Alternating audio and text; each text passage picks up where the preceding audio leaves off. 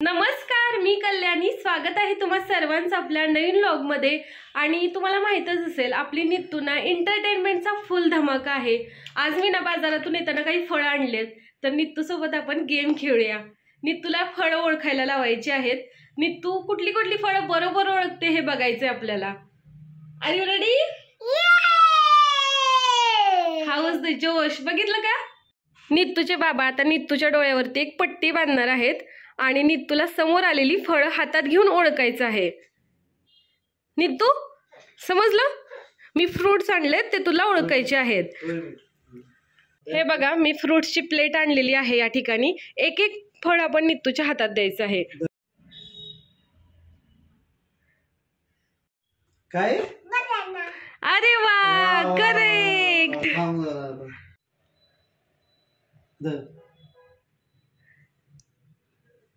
काय? नाही. चुकलं. अजून एक चान्स. नीट बघ, नीट हात लाव. काय असू शकतं? Yes, dragon. Dragon, dragon fruit. Yes. इथं राहतात. ओळखा? Yes, correct. आता नेक्स्ट.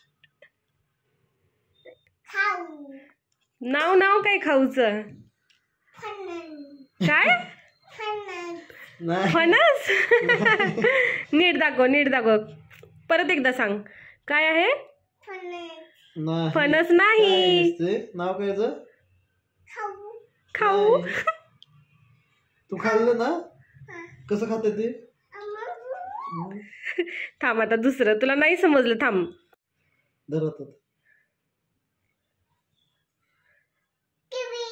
करेक्ट. करेक्ट.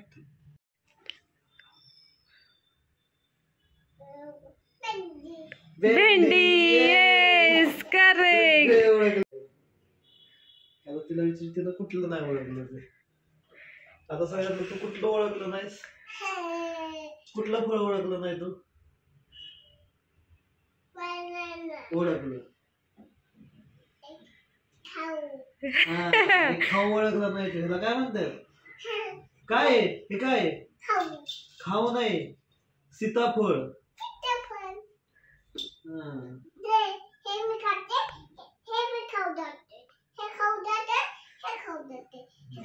आजची जशी नित्तूची परीक्षा झाली ना, ती पहिल्यांदाच झाली. आम्ही आतापर्यंत अशी काही गेम तिच्यासोबत खेळलं नव्हतं. तिला सगळी फळं ओळखता आली, फक्त सीताफळ ओळखता आलं नाही.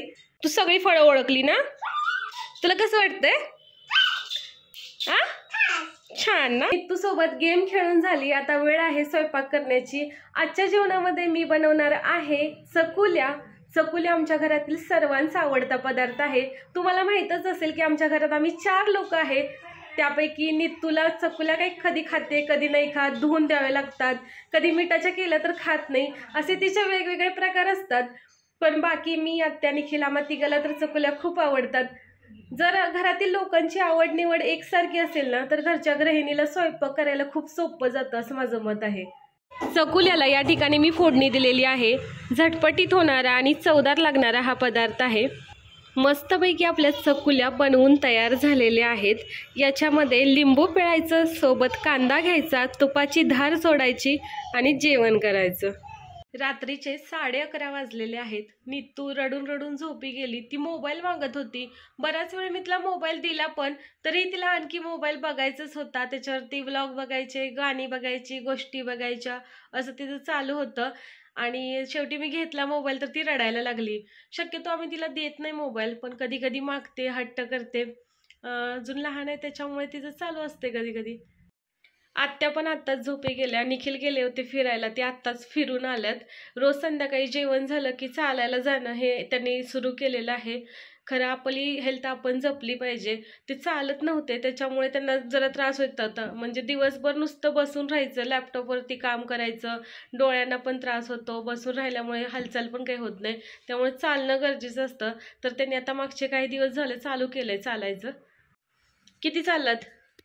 6,999 एक पाऊल राहिले 7,000. एक पाऊल चालू द्यायचं की. 0 सबस्क्रायबर ते 700 सबस्क्रायबर असा जो मी प्रवास पूर्ण केलेला आहे ना, तो फक्त आणि फक्त तुमच्यामुळे केलेला आहे.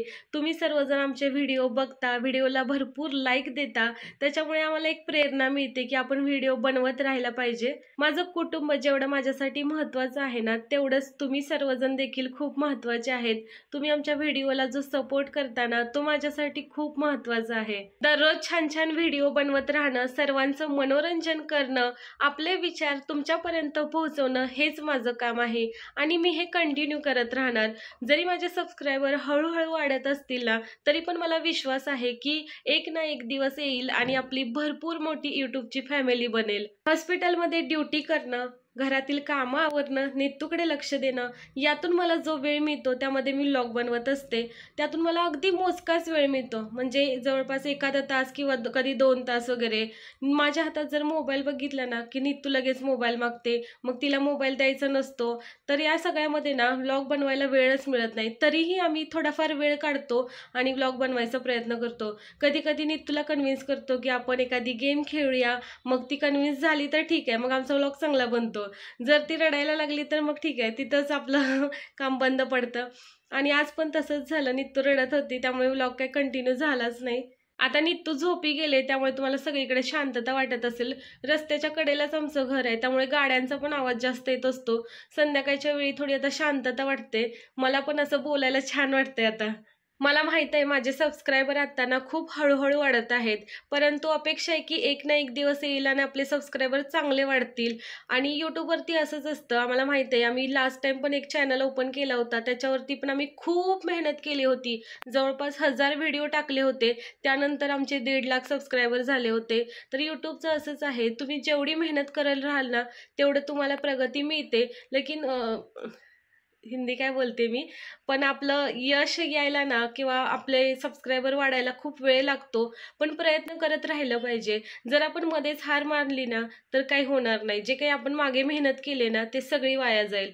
तर थांबायचं नाहीये, आपण काम करत राहायचं आहे. दिवसभर हॉस्पिटलमध्ये हिंदी मराठी बोलणं चालू असतंय. प्रत्येक भागातली वेगवेगळी लोक असतात, मग त्यांच्या भाषेनुसार आपल्याला बोलावं लागतं. त्यामुळे आता पण अचानक तोंडातून हिंदी गेलं.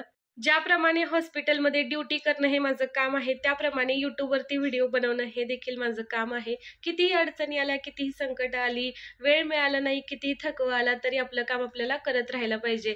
माहित आहे मोबदला कमी मिळतो, तरीही आपलं काम प्रामाणिकपणे करत राहायचं. एक ना एक दिवस येईल आणि आपल्याला चांगली प्रगती होईल, आपली चांगलं यश मिळेल ह्याची अपेक्षा ठेवायची आणि काम करत राहायचं, न थांबता न थकता.